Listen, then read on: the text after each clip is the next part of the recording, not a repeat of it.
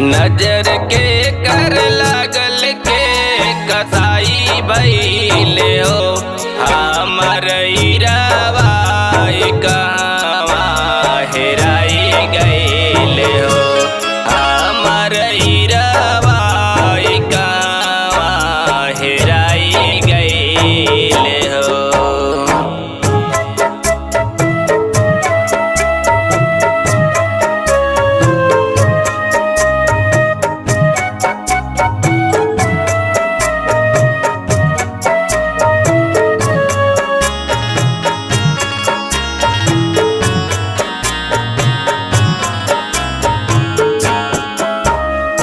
भूखिया पियसिया से तड़पत सुगनवा नजरी के सामने हो त्यागले परनवा।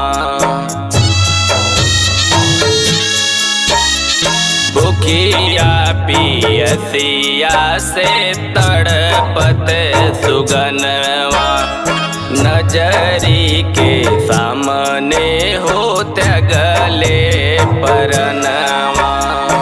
नाई भोजन पानी ना दवाई मिले हो नाई भोजन पानी ना दवाई मिले हो हमर इरवा कहवा हेराई गइले हो हमर इरवा कहवा हेराई गइले हो।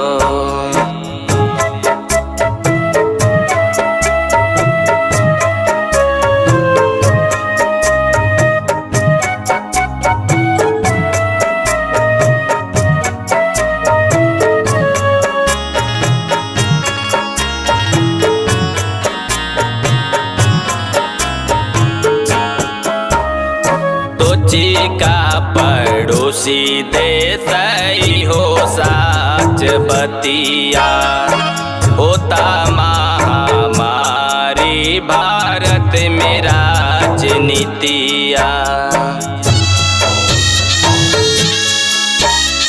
सोची का पड़ोसी देसई हो साच बतिया होता महामारी भारत में राजनीतिया। शर्म से करी का पोताई जई हो छोटे